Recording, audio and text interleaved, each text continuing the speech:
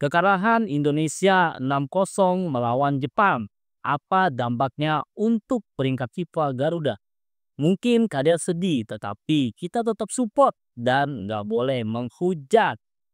Nah, Raden, kita bakal ngebahas hasil mengejutkan yang baru saja terjadi.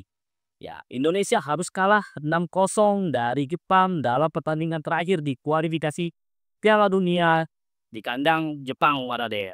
Nah, gimana hasil ini bisa mempengaruhi peringkat FIFA Indonesia dan apa langkah selanjutnya buat timnas kita? Semua akan kita bahas di episode kali ini, Bang Rade. Pasti dong. Oke, langsung aja. Lagi-lagi ngomongin sepak bola hanya di Raden History.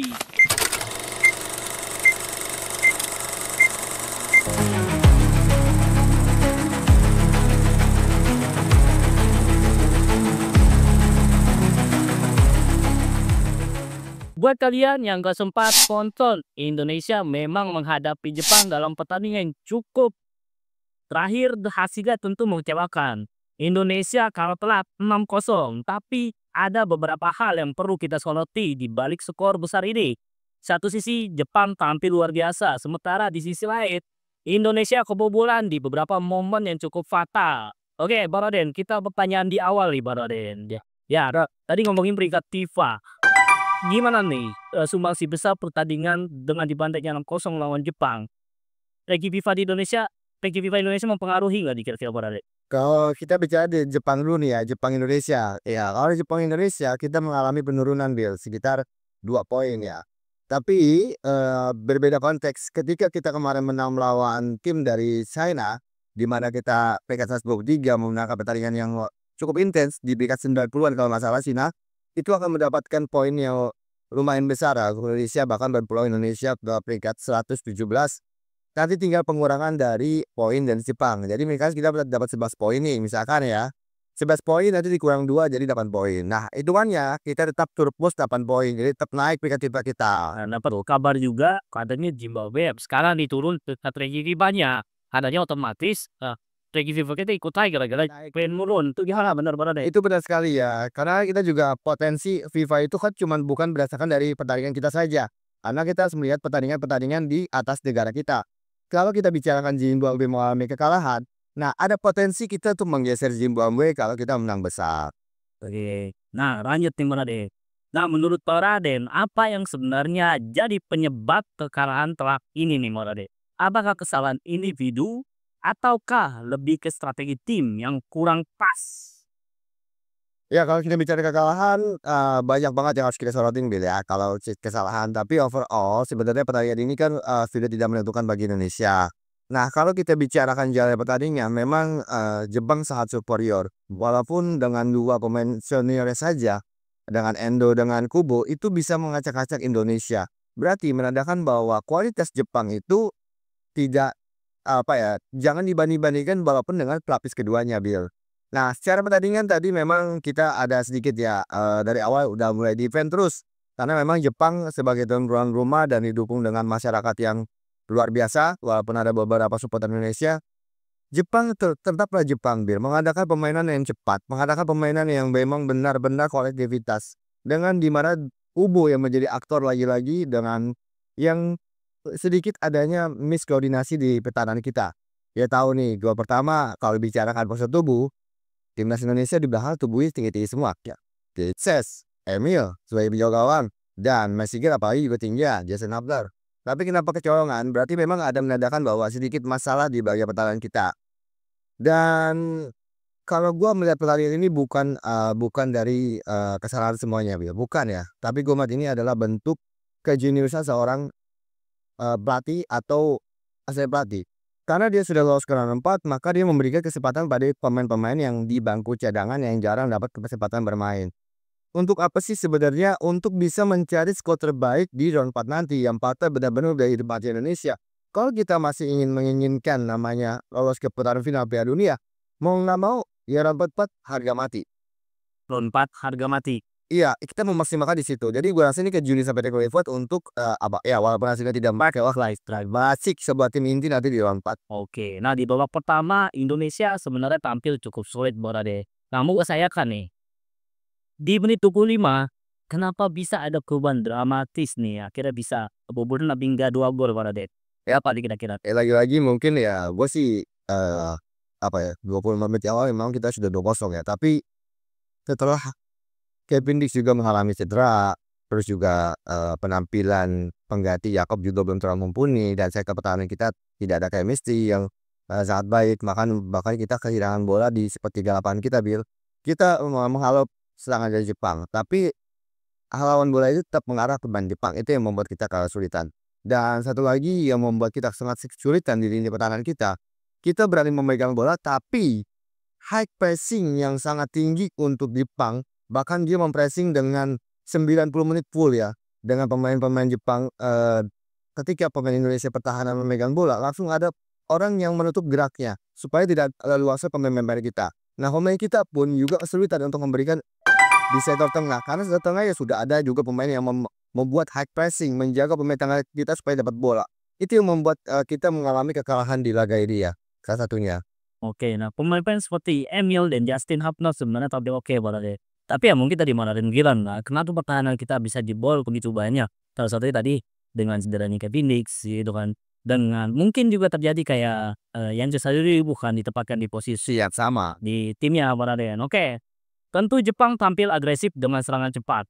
Apalagi dengan pemain-pemain seperti Ubo yang tadi Baraden bilang, Kamada yang mencetak gol. Tapi kita harus lihat nih juga bagaimana Indonesia bisa belajar dari kekalahan ini ya. Gimana Baraden dengan Kubo dan Kamada nih. Walaupun Kubo tadi Bang Wadi bilang kosong tubuh lebih kecil, mungkin dia punya perincahan juga Baraden. Dan intelijensi tinggi menurut gue. Kobo ini salah satu pemain yang menurut gue memiliki intelijensi tinggi karena kenapa ya? Ketika dia dapat bola, pemain lawan sudah bergerak dan dia memberikan umpan yang sangat akurasi tinggi, Bil. Itu yang membuat pemain-pemain kita sulit membaca ya. Dan kita juga kekurangan kita di lini pertahanan. Pemain Jepang adalah tipikal Asia, di mana pemain Indonesia juga sebenarnya punya kecepatan. Nah, tapi yang perbedaannya, pemain dengan kecepatan, dengan intelijensi tinggi, dan kemampuan dribbling bola sangat baik, ya itulah Kubo yang membuat pemain Indonesia dikalahkan oleh dia di babak utama.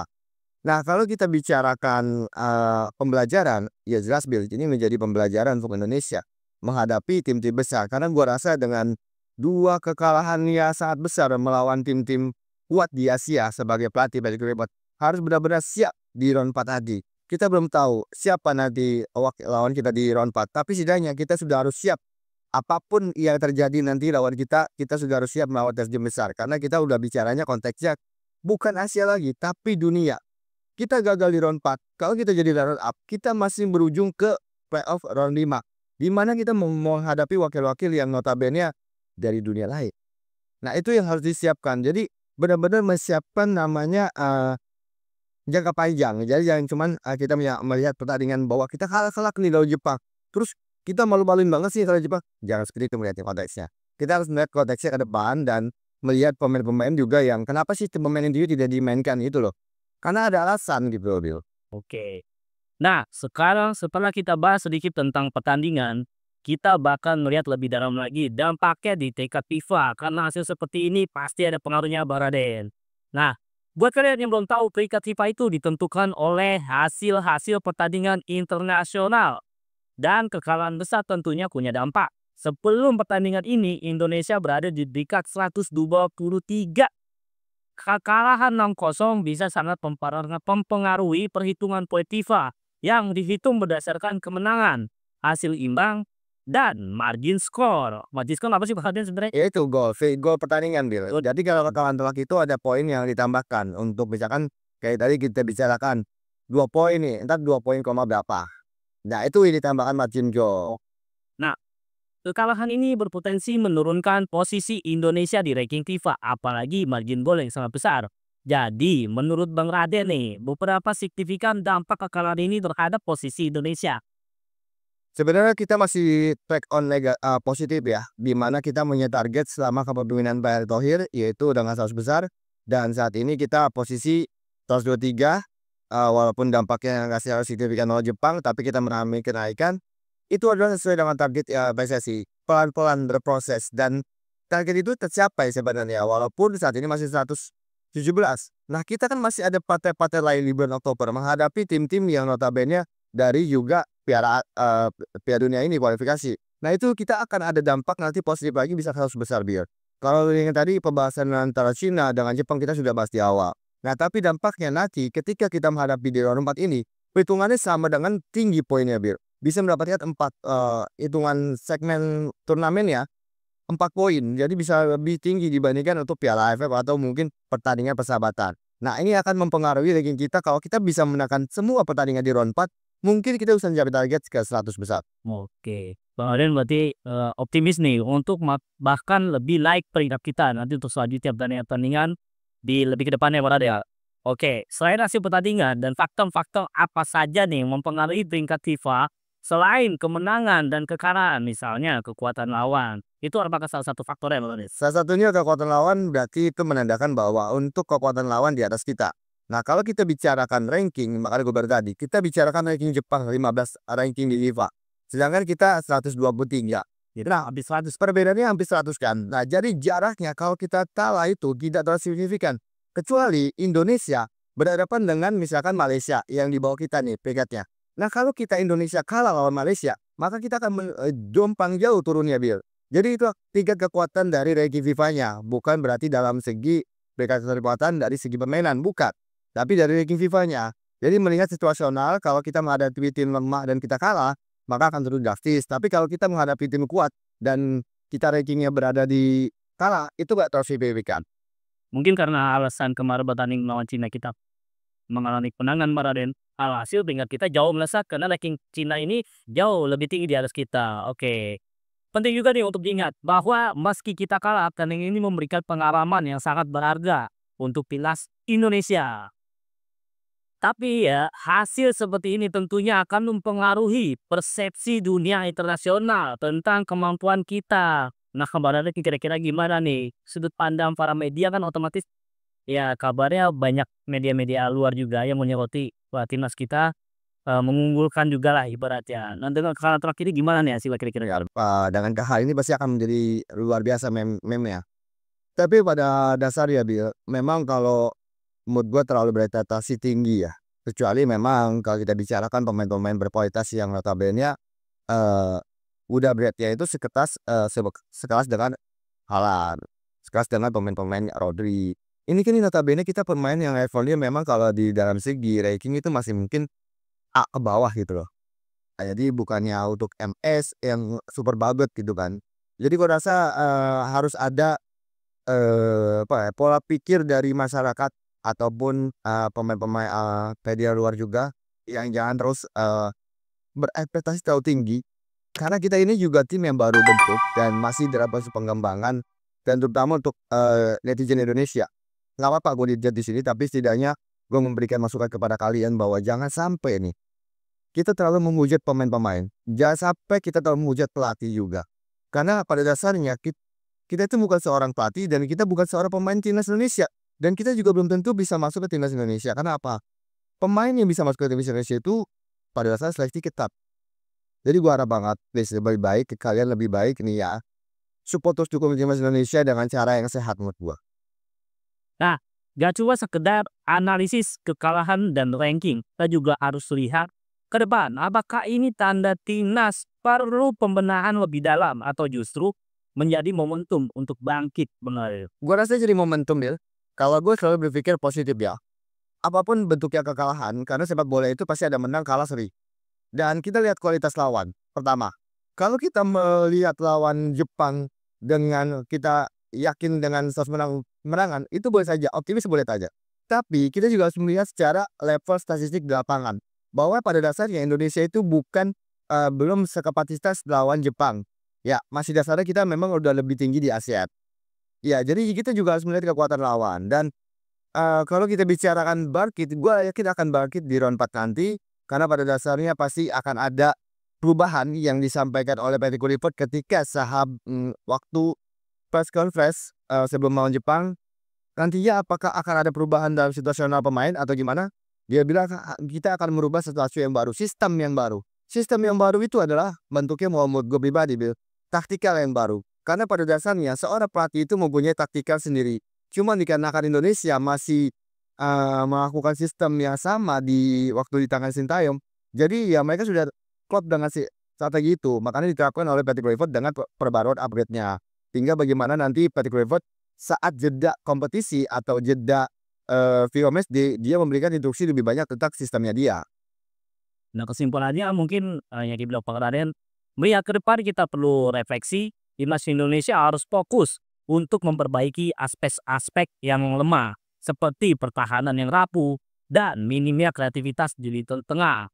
Kedepannya juga dengan persiapan yang lebih matang, kita harapkan Indonesia bisa tampil lebih solid nih Amin. untuk hot 4 nanti. Oke, Bang Raden.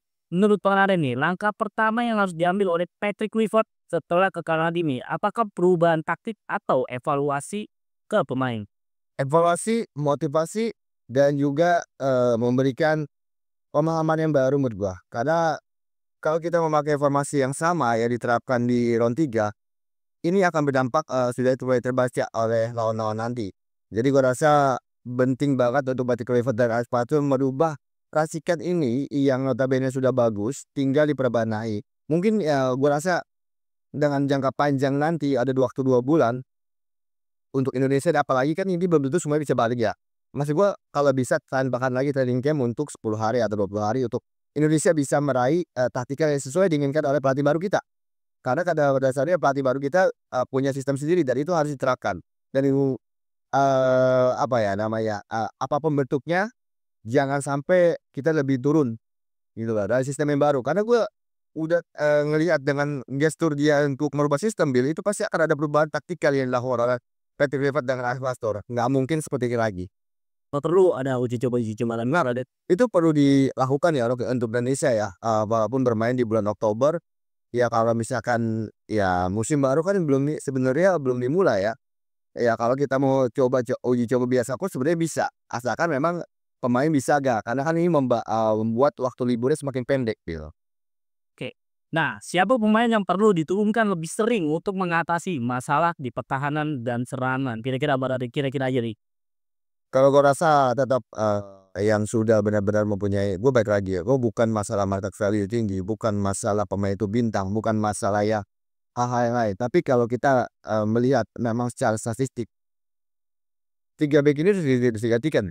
Ya, tapi kan mau nggak mau harus diganti, Kak. Ya, kalau untuk merubah sistem. Lah, kayak tadi kan siapa, Rizky Ridho mengalami cedera, ya mau nggak mau harus digantikan nih Bang Raden. Ya, sedikit ke depan, masih ada ke depan kan lu bilang tadi. Makanya kalau ke depan menurut gua pemain yang pertama di jantung pertahanan. Jantung pertahanan, yang menurut gua begitu tidak digantikan. Tinggal yang lain mungkin itu ya tergantung Patrick Kluivert. Apakah mungkin Rizky Ridho akan bermain dengan Messier bareng? Karena menurut gua, bisa saja 4 back. 4 back itu bisa saja back-back tengah semua, tapi kan Yasri bisa bermain sebagai wingback, sebelah kiri. Dan mungkin Kevin Verdum bisa lebih maju ke depan, di tengah. Jadi mungkin bermain 4-4-2 atau mungkin 4-4 yang lain lah ya, pokoknya formasi yang lain. Oke, nah apakah Indonesia bisa belajar nih dari kekalahan tadi untuk memperbaiki performa di kualifikasi Piala Dunia round 4 nanti? Kita pernah mencontoh Bio, lawan Argentina, kita kalah di kandang sendiri. Tapi setelah habis melawan tim hebat, Indonesia mengalami peningkatan permainan.